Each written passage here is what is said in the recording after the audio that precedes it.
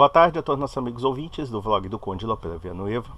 Desde já eu gostaria de agradecer as inúmeras doações que eu recebo e continue me ajudando nessa empreitada para a criação de novos conteúdos.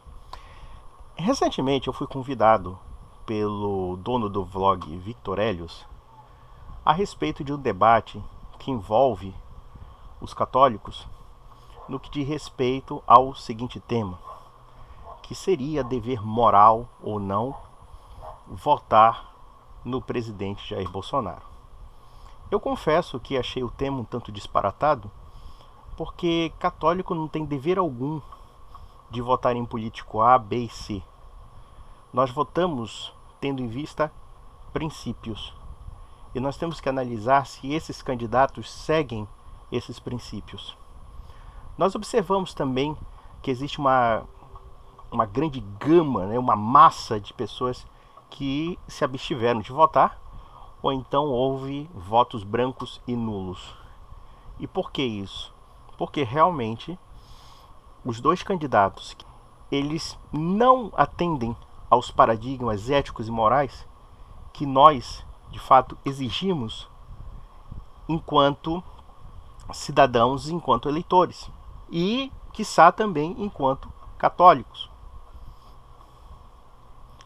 Então esse que é o grande problema relacionado aos candidatos que se ofereceram para ser presidente da República. E nós temos o grande risco, inclusive, e no meu TD isso é uma tragédia muito grande, é uma coisa que me dói o coração, é pensar, por exemplo, que um sujeito que saiu do presídio e que até então todo mundo achava que a carreira estava acabada, para se tornar presidente da República. E isso, em parte, por culpa da direita.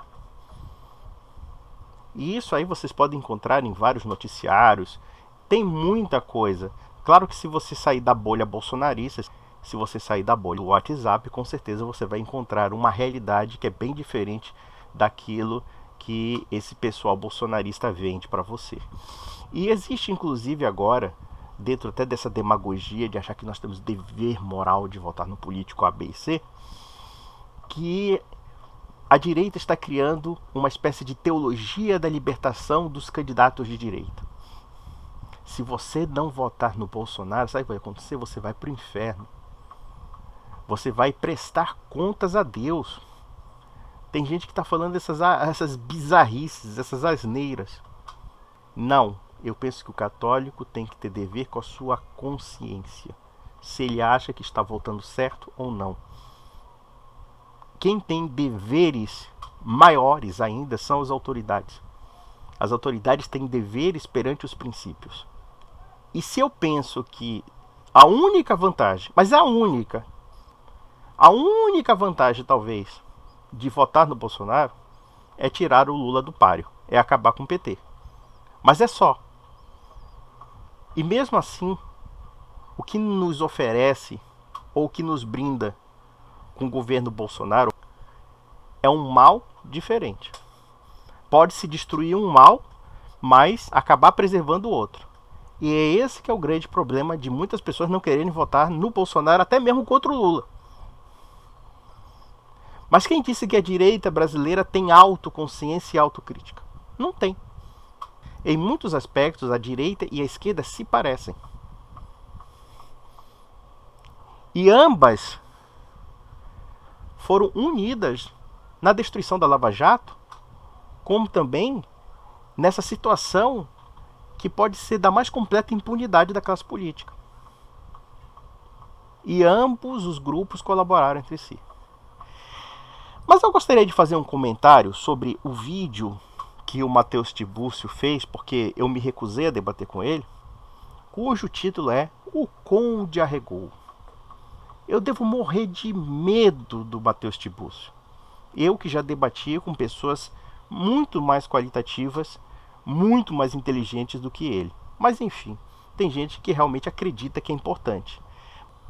Mas eu vou fazer um react, porque tem muitos aspectos que ele fala que refletem muito bem o tipo de pensamento que se consagrou em um certo elemento católico da internet. E que cabe fazer, naturalmente, algumas críticas. Otávio, Anos, aqui eu sou o Matheus Chibuns do canal Ciqueton. Recentemente, né, nós tivemos aqui, como todos vocês sabem, um evento que no canal do Victor Elios, né, está tendo um quadro de debates, né? E o mais pedido de todos foi Matheus Chibuns versus Conde Lopê. Então sugeriu o tema para se debater, que é o seguinte: existe um dever por parte dos católicos de apoiar o Bolsonaro? Eu respondo: não, não existe dever algum. Na verdade, o dever deve partir do próprio político. O cidadão não é um gado, não é um cabresto para querer ter lealdade com o político. Pelo contrário, é o cidadão que tem que ser servido, não é o político. Ou melhor, se o político se serve, ele tem que se servir a partir do momento que ele serve alguém. Ou seja, se ele tem prerrogativas do cargo, se ele tem algumas garantias do cargo, ele tem perante uma função e uma finalidade, que é servir ao bem comum. Só que agora, certos católicos, tipo o Ciqueton e muitos outros, estão invertendo o pensamento. Agora nós temos débitos com a classe política. Essa classe política que nos rouba, que nos expolia, que nos engana. Isso aqui é uma completa inversão dos valores.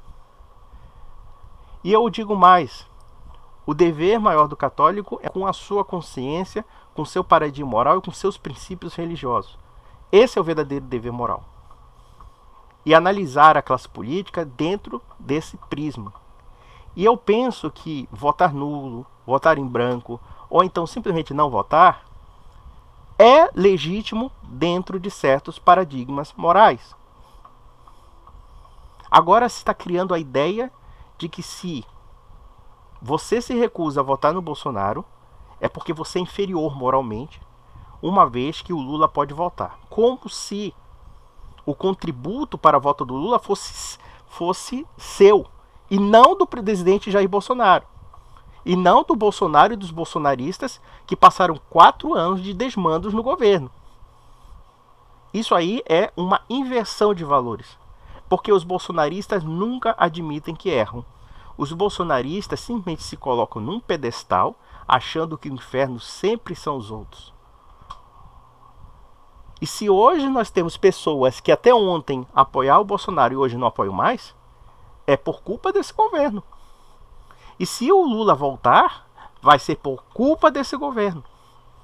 Porque o meu voto e o voto de meia dúzia de pessoas não vão fazer diferença aos milhões de votos que agora o Bolsonaro vai precisar para ganhar do Lula.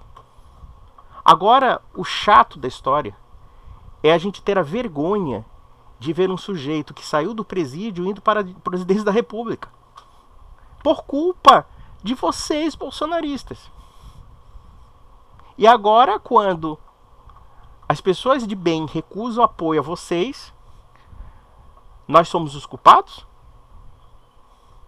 Quais são as garantias de que realmente vocês farão um bom governo? Até o dado momento, é um governo de mentiras, é um governo de trapaças, é um governo de alianças espúrias e é um governo de completa traição àquilo que de fato promoveu o Jair Bolsonaro, que foi a moralização da coisa pública.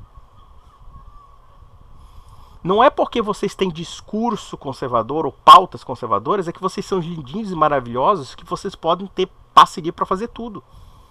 É aí que denuncia a imoralidade de vocês. É que vocês também não têm princípios. E eu posso dizer, a única vantagem de votar no Bolsonaro, é a única, e eu acredito que talvez não seja nem suficiente, mas é a única, é tirar o Lula do páreo. E isso porque vocês criaram essa situação. No fundo, o Bolsonaro achou que ele ia ganhar no primeiro turno contra o Lula, porque o Lula é a figura mais difamada do universo. Vocês se enganaram, porque o PT é muito mais esperto do que vocês. E o que é que nós estamos vendo? Nós estamos vendo a ascensão do petismo, ou pelo menos do lulismo. Ainda que o Bolsonaro tenha colocado até uma bancada no Congresso Nacional bastante significativa. Mas nós estamos vendo agora que vocês estão colhendo a tempestade que vocês causaram. Vamos lá. Na atual situação, a resposta, digamos assim, a tese que eu defenderia é que sim, existe um dever por parte dos católicos de defender o Bolsonaro. E ele iria ou pela contraditória ou pela contraditória. Como nós veremos, ele falou na contraditória. Na contraditória, não foi pela contrária. E nisso, a resposta é que eu não vou debater. Em primeiro lugar, porque isso é uma matéria isso é um dilema irrelevante. Vejam, se você tentar proteger o Brasil do que é possivelmente o maior flagelo do antilogos na história do Brasil, for algo irrelevante, eu não sei mais o que é uma discussão relevante no catolicismo brasileiro. Claro que realmente a única discussão relevante para você é a política. Porque você, Matheus Tiburcio, e muitos outros dos seus amigos são bandos de politiqueiros. Sabe qual seria uma discussão mais relevante do que política, já que tanto Bolsonaro como Lula vão passar e nós vamos ficar por isso mesmo? Evangelizar, fortalecer a comunidade católica, fortalecer a apologética, converter pessoas, dar exemplos, fazer uma mudança interior em nossas vidas. Isso é muito mais difícil. E não é somente para qualquer pessoa, é para mim mesmo. Isso é mais relevante. Mas aí vocês ficam politizando a questão quando vocês se esquecem que esse antilogos chamado Lula, eu não sei nem o que ele quer dizer com isso, porque se o Lula é o antilogos, logo o Bolsonaro é o logos. Ele deve ser o Jesus Cristo encarnado, deve ser o verbo encarnado para falar essa besteira que você falou. No mínimo você é um idólatra para falar uma besteira dessa. Quem promoveu o PT foram vocês. Agora vocês estão chorando as pitangas porque vocês colocaram Lula no páreo para querer ganhar nas eleições e agora vocês têm o risco de perder? Agora vocês estão choramingando e dizendo que aquelas pessoas que pegaram nojo do bolsonarismo, nojo do fanatismo, nojo da estupidez, nojo das falcatruas, aí agora nós somos os culpados. Se vocês querem ser convincentes, agora se virem.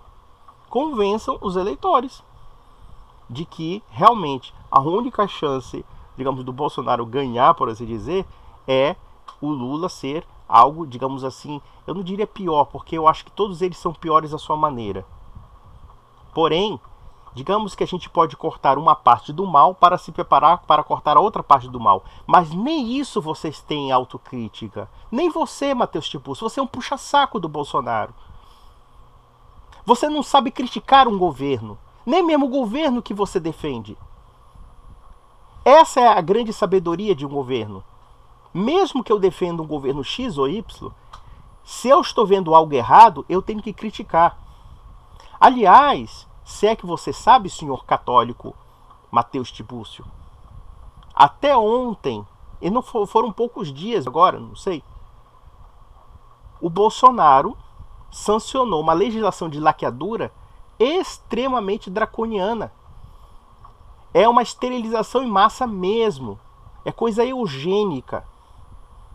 Eu digo mais. Na lei está dito que um marido ou uma esposa podem pedir a esterilização sem o consentimento do outro. Você não percebe a quebra do paradigma da família aí não, meu filho? Ou você simplesmente traz seus princípios católicos para ficar de boa com o Bolsonaro, porque senão o PT volta? Ou seja, se o Bolsonaro legalizar o aborto, vocês vão ficar em silêncio, porque senão o PT volta. Na verdade, já não é uma discussão sobre princípios. É uma discussão simplesmente facciosa. Se você acha que isso é o logos ou antiologos, sei lá o que, isso para mim parece linguagem esotérica, menos católica. Eu não sei mais. Não faço a menor ideia do que seria uma discussão relevante para a brasileira. Segundo. Claro que você não sabe. Você só sabe politicagem. Catolicismo de Facebook é isso mesmo, com algumas exceções honrosas. Apesar de ser supostamente uma opinião irrelevante, um assunto irrelevante e um dilema irrelevante, ele toma posição, ele tomou uma posição. Veja, o fato de eu ter tomado uma posição sobre um assunto que eu acho menos relevante que outros, não quer dizer que ela tenha um grande aspecto de grandeza. O fato de eu afirmar que tem coisas melhores não quer dizer necessariamente que eu não posso tomar posição sobre coisas menores. Você já deve ter percebido que a minha linha de pensamento hoje é evitar falar o máximo de política, a não ser necessariamente de uma forma acidental, como eu mesmo explanei em outros vídeos. Mas, por via das dúvidas, esse é o problema desse povo. É a teologia da libertação da direita. É claro que eu não estou dizendo aqui que o católico deva se esquivar da política. Mas o católico também não pode ser ingênuo e acreditar que um certo discurso que se diz conservador, ele o seja na prática. E não é. Ou melhor, pode até ser que o governo Bolsonaro defenda algumas pautas, ou evite que outras da esquerda, por exemplo, cresçam. Porém, isso não é suficiente. Porque muitas pautas anticatólicas também passam pelo governo Bolsonaro. A pauta da laqueadura é um exemplo delas. Eu não vi nenhum católico protestando contra isso. Não, mas é porque o Bolsonaro é um mau católico e depois a culpa é do Concílio Vaticano II. Já vi gente falando isso. Não, cara, sabe o que é? É que vocês católicos aí, bolsonaristas, vocês se contentam com farelo de pão do porco, sabe? Os caras jogam um farelinho pra vocês e vocês catam. Ou se defende princípios e obriga esse político a cumprir esses princípios, ou não se obriga. O problema é que vocês não querem perder boquinhas. Vocês não querem perder público. Vocês têm medo da massa ignara que puxa o saco desse presidente da República. E é por essas e outras que vocês estão afundando. Sabe por quê? Porque é um governo que não tem autocrítica, um governo que não consegue escutar críticas construtivas, tende a cometer erros e mais erros e se tornar um mal até maior. Porque o mal maior, muitas vezes, é a somatória de muitos males menores. Agora, o PT tem o monopólio da maldade? Não. Quem destruiu a Lava Jato não foi o PT. Vocês colaboraram com a destruição da Lava Jato. Vocês boicotaram a CPI da Lava Toga. Vocês boicotaram todo o processo de moralização do país. Vocês ajudaram a promover o PT. Isso é que é o mais incrível. Vocês foram um desastre em tudo. De tal forma que agora o inimigo, que era o PT, está aí na porta da presidente da República. Parabéns para vocês. Ele toma posição, ele tomou uma posição. Ele tomou uma posição, que é o quê? Como é que é irrelevante se ele tomou uma posição? Isso não quer dizer nada. Nós tomamos posição até de coisas consideradas irrelevantes. Não quer dizer nada. Não existe dever de apoiar o Bolsonaro por parte dos católicos. O argumento que ele é o seguinte: não, o Bolsonaro não é um mal menor, mas ele é um mal diferente. Né? Ele é um mal diferente. Isso é uma clara falta de senso de proporções. Não, Matheus Tiburcio, o problema não é esse. Não é falta de proporção. É que você analisa os dois bandos, as duas facções, bolsonarismo e petismo, através de linhas ideológicas, e não daquilo que de fato eles foram. Existem muitos aspectos do bolsonarismo que foram tão ou até piores do que o PT. A política da pandemia é um exemplo clássico do quanto um governo pode ser literalmente criminoso. Não tem outra palavra. Não me venham com desculpas, com subterfúgios. A política sanitária do governo Bolsonaro foi criminosa. Aí, de repente, eu, católico pró-vida, tenho que votar num governo que mostrou um completo desdém por 700 mil vidas. É isso que você está falando. Aí, não, mas não tem proporção porque o governo petista é abortista. Ah, entendi. Então, matar por aborto não pode, mas negligenciar a vida de 700 mil pessoas pode. Nonsense. Vamos lá. Porque vamos lá. De uma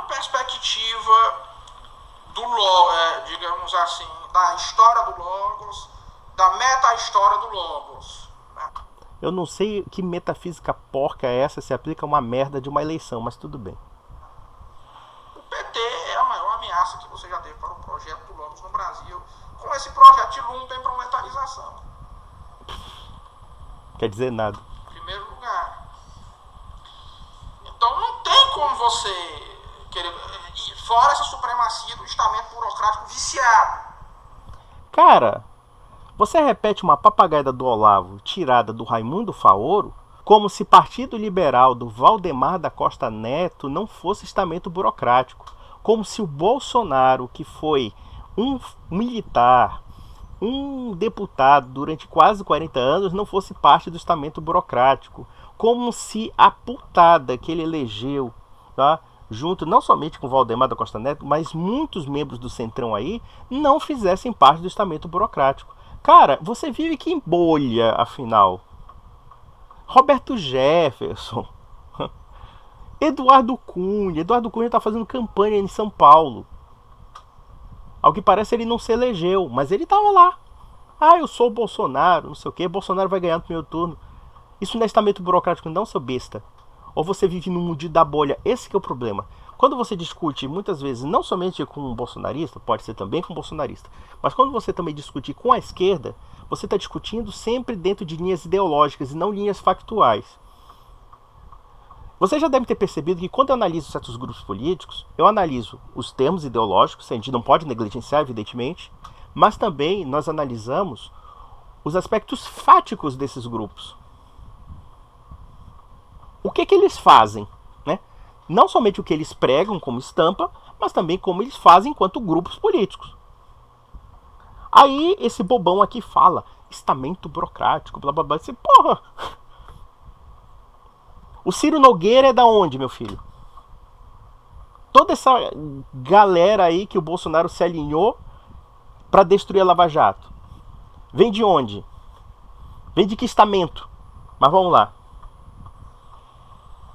Não tem como você querer pensar que isso é algo, um mal idêntico ao do Bolsonaro. Fora que até porque, veja, o Bolsonaro ele não defende aborto. Ele não defende pautas identitárias. Ele não é corrupto à medida em que o PT é. Não existe um análogo ao petrolão no governo Bolsonaro, nem de longe. Meu caro, é o seguinte. Você acha que o PT nasceu corrupto, seu partido? Você acha que o PT criou um mensalão de uma hora para outra? Ou o petrolão? Não.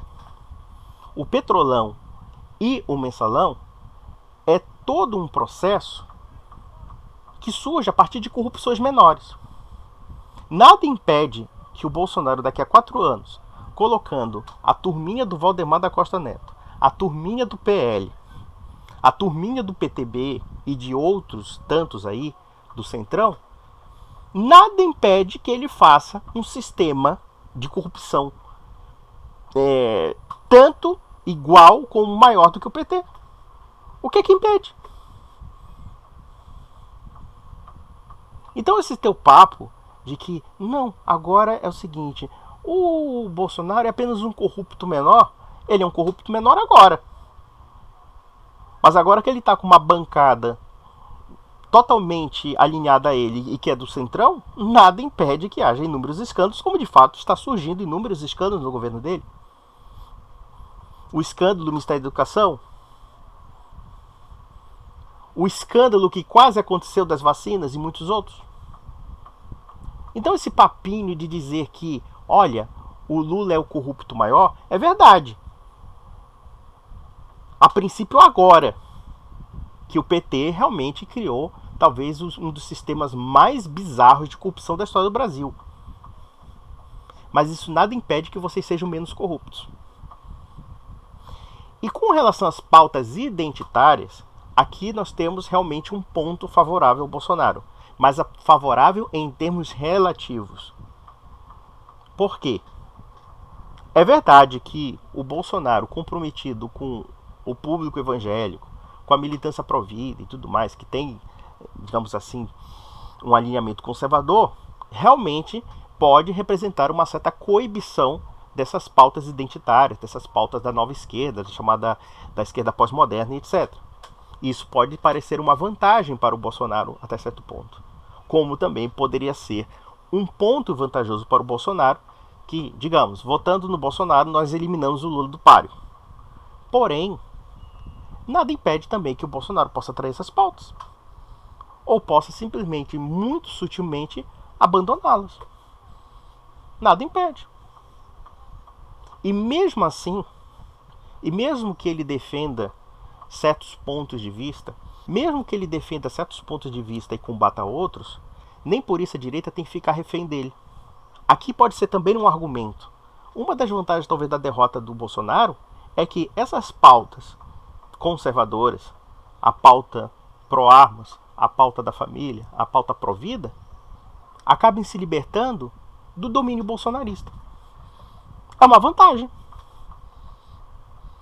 Aí nós vamos repensar uma nova forma de direita sem Bolsonaro. Existem inúmeras questões que podem ser explanadas. Evidentemente que me aterroriza a volta, por exemplo, dessa intoxicação ideológica da esquerda. Mas vocês têm responsabilidade.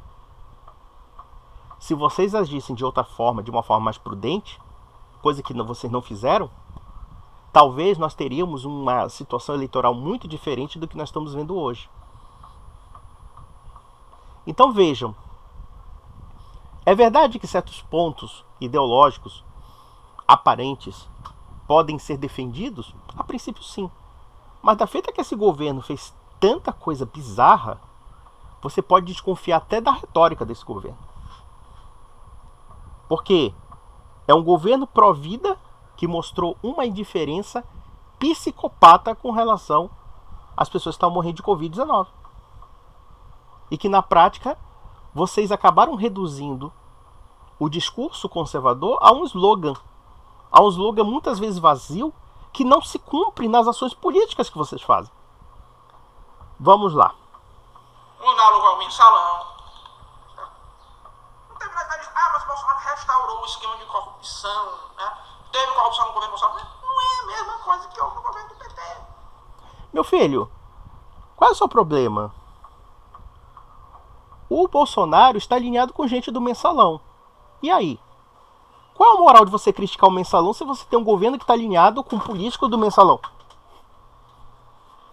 Qual é a moral de você criticar o PT se o governo Bolsonaro está alinhado a gente do Petrolão?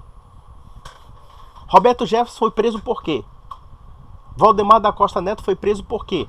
Eduardo Cunha foi preso por quê? E muitos outros. Sua retórica não sobrevive a uma realidade óbvia. É simples.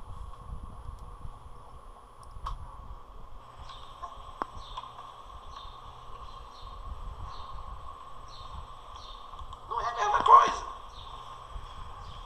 Quer dizer que, não, mas o aborto, né? O candidato pró-vida não pode ser a favor do Bolsonaro porque ele é responsável pelas mortes do povo com Covid. Em primeiro lugar. Não é claro esse liame de causalidade. Em segundo lugar, dizendo que morreram 700 mil pessoas com Covid. Esse número é duvidoso. Não, Matheus Tibúrcio. Esse número não é duvidoso porque vem do Ministério da Saúde. Informe-se. Vem do próprio governo que você defende. E segundo ponto, existe sim um liame entre o número de mortos e as medidas sanitárias do governo. Primeiramente, evidentemente que seria irresponsável dizer que Bolsonaro seria responsável por todas as 700 mil mortes. Ele não é responsável por todas as mortes. Mas ele é responsável pelo fato de chegar a esse número de mortes. Por razões óbvias. Primeiro, recusou a compra de vacinas. Está tudo documentado. Ele recusou a compra de vacinas para seguir um bando de charlatães que pregavam a cloroquina.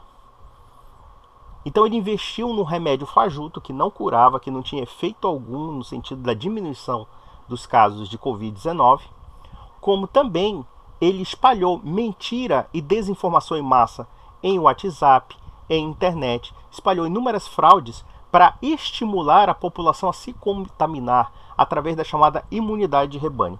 Ou seja, ora, se eu sei que existe uma doença perigosa que está se espalhando de forma muito fácil entre as pessoas, e eu estimulo para que essas pessoas se contaminem, sem pensar nos riscos daquelas pessoas que têm um sistema imunológico fraco, né?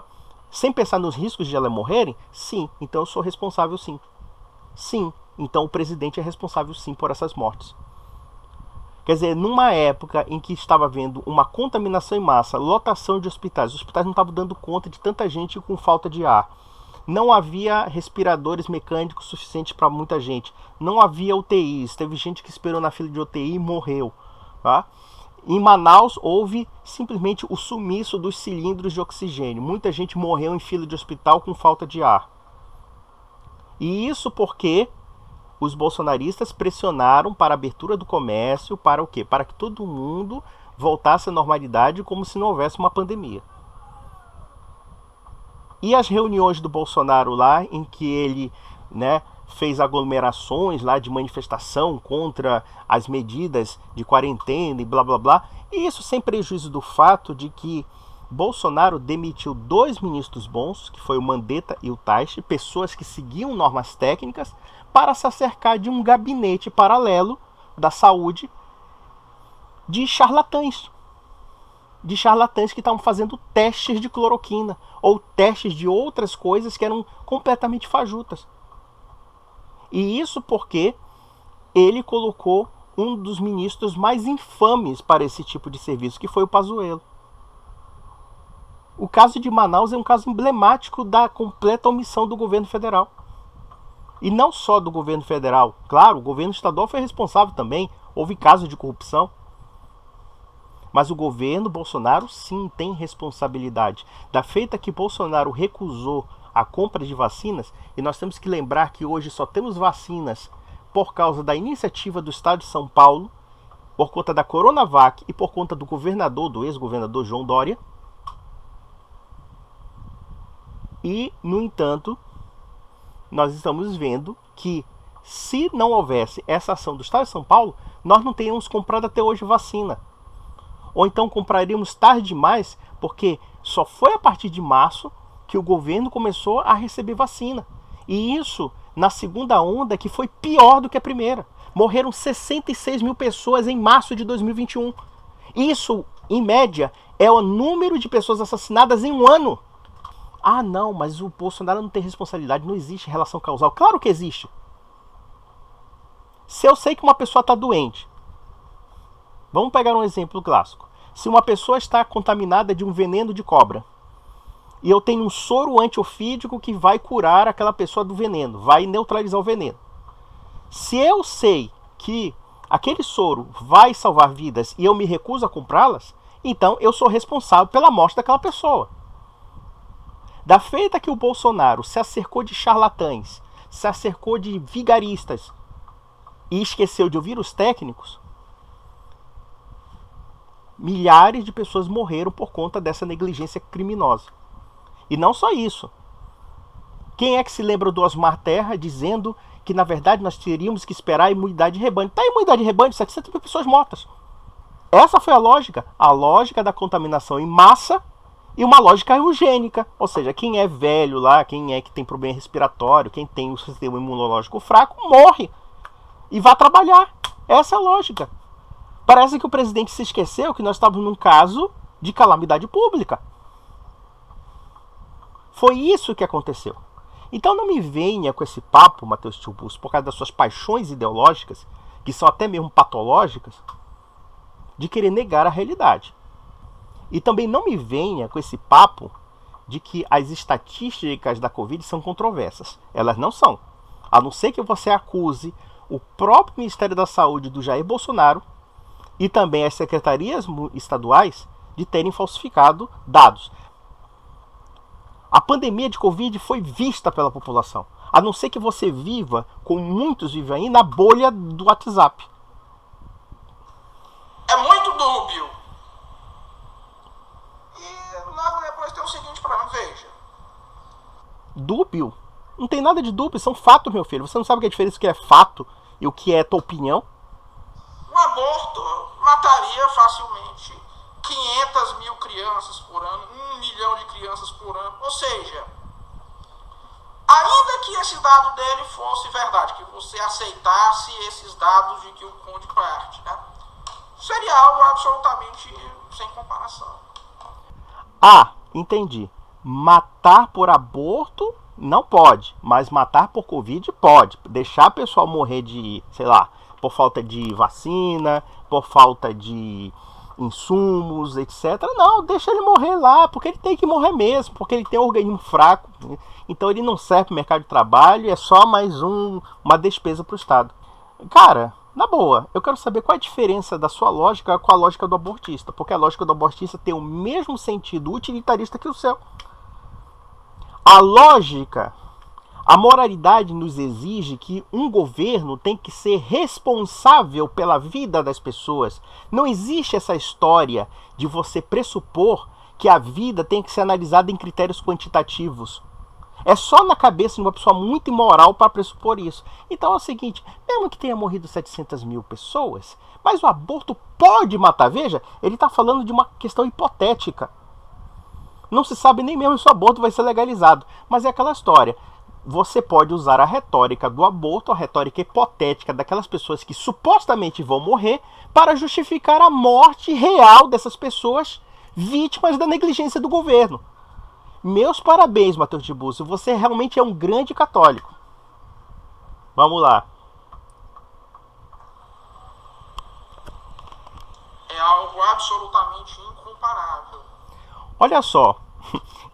Sabe o que ele está comparando? Ele está comparando um futuro hipotético da legalização do aborto, ou seja, um futuro que não aconteceu, de algo concreto e real, da negligência criminosa do governo, que sim, concorreu para a morte de 700 mil pessoas. Então é o seguinte, olha, se o governo Bolsonaro concorreu para isso, né, claro, se o outro mata mais, então o Bolsonaro ele está sendo absolvido por uma devida proporção hipotética.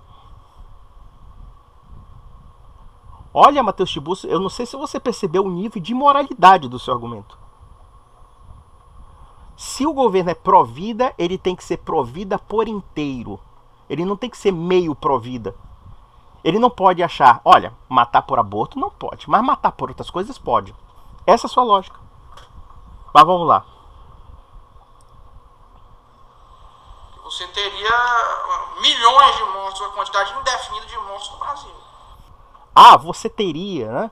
E você precisa criar a hipótese de milhões de mortos futuros para justificar os mortos reais. É patético. Evidentemente que eu acho que a legalização do aborto é uma coisa extremamente grave. Mas não é porque nós sejamos contra a legalização do aborto que a gente vai defender um governo criminoso como esse. Porque se esse governo não consegue preservar a vida de 700 mil pessoas, se esse governo não consegue ter crise de consciência com 700 mil pessoas mortas, com certeza me parece ser contraproducente vocês terem algum tipo de critério moral para outros milhões de mortos. Depende muito de como isso se adequa ao interesse político de vocês. Diante disso, parece ser um tanto líquido que o Bolsonaro é o mal menor. Ah, imagina, olha só que legal. 700 mil pessoas morreram, isso aí é um mal menor. Cara, esse discurso me lembrou muito bem do Pol Pot. O Pol Pot uma vez foi entrevistado por um jornalista americano e o jornalista americano perguntou: olha, sua política foi responsável pelo assassinato de milhões de pessoas. O que você tem a dizer a isso?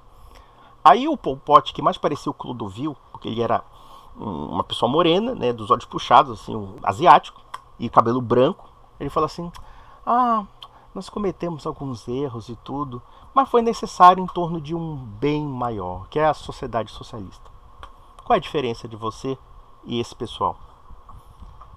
Aí eu deixo para os meus inscritos. O Bolsonaro é o mal menor.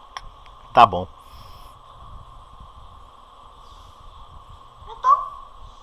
Então, morreram 700 mil? Não tem muito o que se dizer.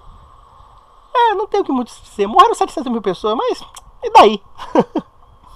Quanto a isso, mas vejam que ele tem uma tese que não quer debater.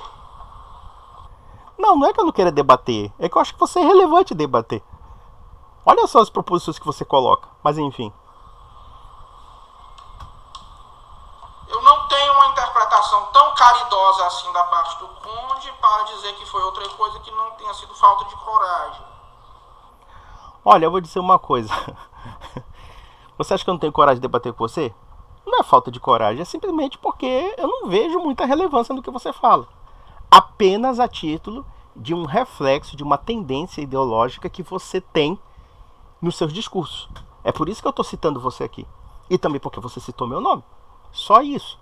Mas fora isto, qual é a relevância da sua opinião? Nenhuma. Eu repito aqui, Matheus Tiburcio, eu já debati com pessoas muito mais inteligentes do que você. Bem mais. Até o Paulo Cogos, que é um louco de pedra, eu digo, ele é muito mais inteligente que você. Ele tem capacidade, inclusive, retórica muito melhor que a sua. Então, eu digo, não é uma questão de medo. Eu não tenho medo de você. Pra quê? Vai lá. Então, o Conde arregou.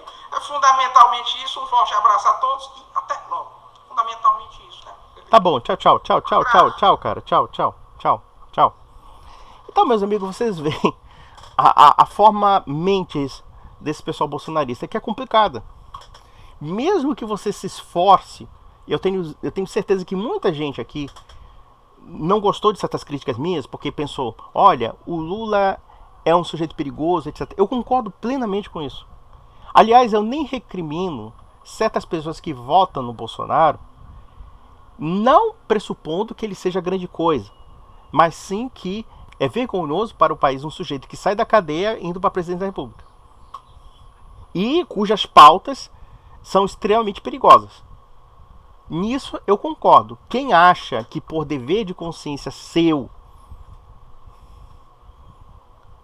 vê talvez nessas pautas identitárias, nessa questão do MST voltar e muitas outras coisas serem bizarras, talvez você coloque um pregador de roupa no seu nariz e vá votar no 22. Mas isso não te faz superior moralmente àquelas pessoas que não querem votar no Bolsonaro. Pode ser que você tenha uma vantagem, ainda que mínima, com relação a quem vota no Lula. Porque eu acho que votar no Lula também é sacanagem. Mas nós percebemos, e vou repetir aqui, não é que Bolsonaro seja um mal menor. Ele é um mal diferente. Você pode até eliminar a outra parte do mal, mas você pode ter certeza que você preservou uma parte dele. Então é esse o dilema que nós temos.